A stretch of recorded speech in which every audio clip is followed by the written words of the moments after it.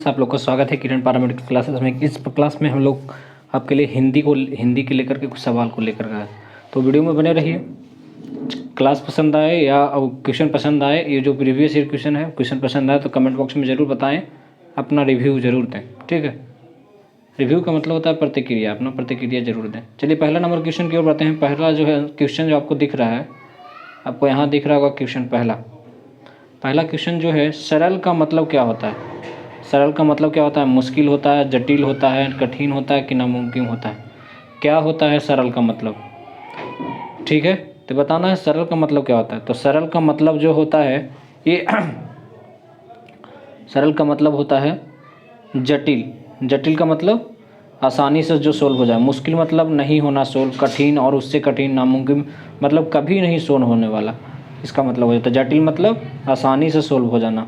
ठीक है, आसानी से सर उसका उदाहरण निकल जाना। चलिए सेकंड नंबर क्वेश्चन में चले जाते हैं। सेकंड नंबर क्वेश्चन का ये आपको दिख रहा होगा कि निर्देश दिया हुआ है। क्या निर्देश दिया हुआ है? 62 से 64 की ओर जो निर्देश दिया हुआ है, इनमें से कौन सा शब्द मूल शब्द का समानार्थक शब्द नहीं है? अंबर का मतलब कौन शब्द जो है इसमें दिया हुआ वो नहीं हो सकता, उसके बराबर नहीं हो सकता। तो अंबर का मतलब आकाश भी होता है, बस अंबर का मतलब वस्त्र भी होता है। कहीं सुने होंगे पीताम्बर वगैरह बात सुने होंगे, तो पीताम्बर का मतलब क्या होता है? वस्त्र भी होता है। कपास का भी मतलब होता है समानार्थक शब्द है अंबर का। लेकिन धातु क्या है? धातु इसका समानार्थक शब्द, धातु जो है इसका समानार्थक शब्द नहीं है, यानी डी नंबर ऑप्शन सही होगा। चलिए अगले प्रश्न की ओर। अगला प्रश्न में आपको क्या दिखता है? अगला प्रश्न में ये है बच्चों कि ध्रुव का आपको पर्यायवाची शब्द क्या है? ध्रुव का समानार्थक शब्द क्या है? तो ध्रुव मतलब क्या होता है? दृढ़ मतलब क्या हो सकता है? सूरज मतलब, यहाँ स्थिर मतलब और अंचल मतलब। ध्रुव का मतलब होता है, यहाँ पे आपको दिख रहा होगा का ध्रुव के समानार्थक शब्द में दृढ़ जो है, आपको दृढ़ भी दिख रहा है, आपको कहाँ स्थिर भी दिख रहा है और अंचल भी दिख रहा है और पक्का आदि जो होता है इसका ध्रुव का समानार्थक शब्द होता है। लेकिन सूरज जो है सी नंबर ऑप्शन ये नहीं होगा, यानी सी नंबर ऑप्शन सही होगा। ठीक है, चलिए अगला प्रश्न ये है आपके सामने कि गुण का समानार्थक शब्द क्या हो सकता है? प्रभाव होता है, धर्म होता है, रस्सी होता है, विश्लेषण होता है।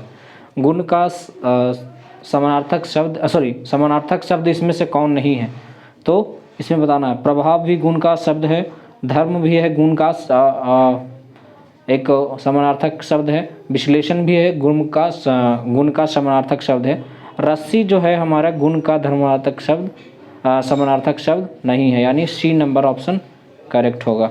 ठीक है, अगला नंबर प्रश्न आपको निर्देश दिया हुआ, निर्देश तो एक बार पढ़ लेंगे तो सोल्व हो जाएगा। 65 से 68 तक देखा, निम्न में से कौन सा मूल शब्द का पर्यायवाची नहीं है? अब बताना है झूठ का पर्यायवाची कौन नहीं है? तो मिथ्या मतलब भी झूठ होता है ना, असत्य मतलब भी झूठ होता है। अब दो चीज़ में आपको पता चला होगा, कंफर्म नहीं होगा कि दो चीज़ का झूठ होता है या नहीं होता है। ठीक है, जिसमें सी नंबर ऑप्शन आपको, बी नंबर ऑप्शन आपको पता नहीं चल रहा होगा, तो जल्दी से बताएंगे। तो मिरीशा का मतलब भी क्या होता है? झूठ होता है। यानी क्या दिया हुआ है कि पर्यायवाची शब्द नहीं है, तो वचन जो है झूठ का पर्यायवाची शब्द नहीं है, यानी बी नंबर ऑप्शन सही हो।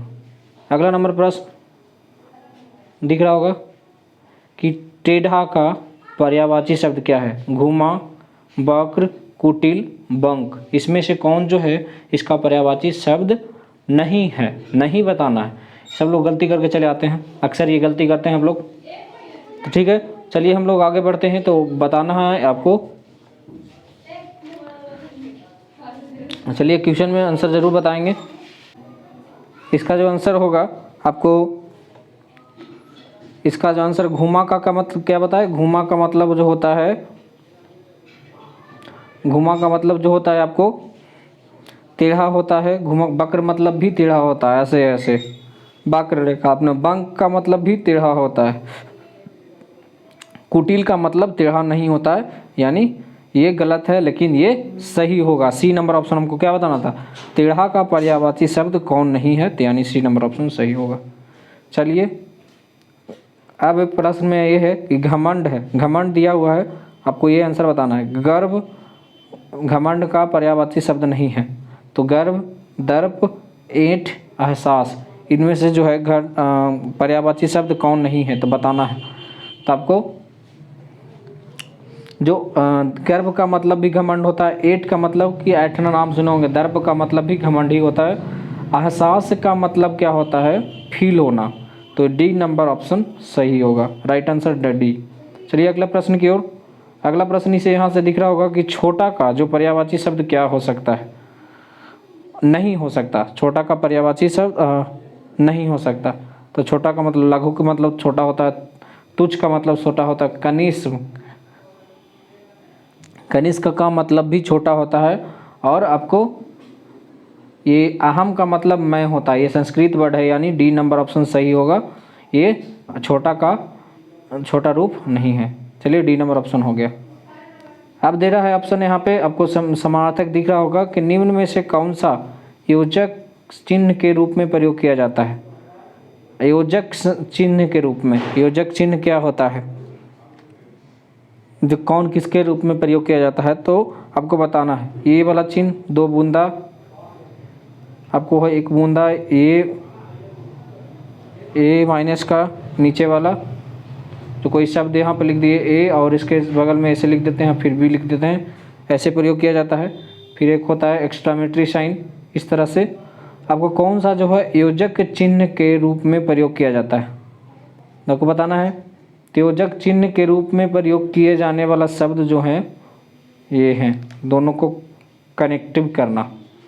जैसे ए लिखा हुआ है, ए के नीचे से यहाँ दे दिए, फिर बी लिख दिए, इस तरह से एक तरह का योजक चिन्ह के रूप में। ठीक है, अगला प्रश्न, निम्न में से, यहाँ पे दिखा रहा होगा, निम्न में से कौन सा वाक्य अपूर्ण वर्तमान काल के लिए प्रयोग हुआ है।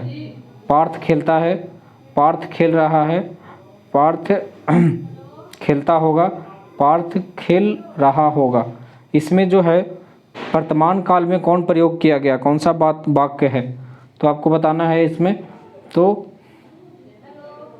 वर्तमान में बताया गया कि पार्थ जो है खेल रहा है, अभी खेल रहा है। पार्थ खेलता है मतलब खेलता होगा पहले से, है ना। पार्थ खेलता होगा, पार्थ जो है डी नंबर ऑप्शन यानी बी नंबर ऑप्शन इसमें सही है, राइट आंसर इज बी।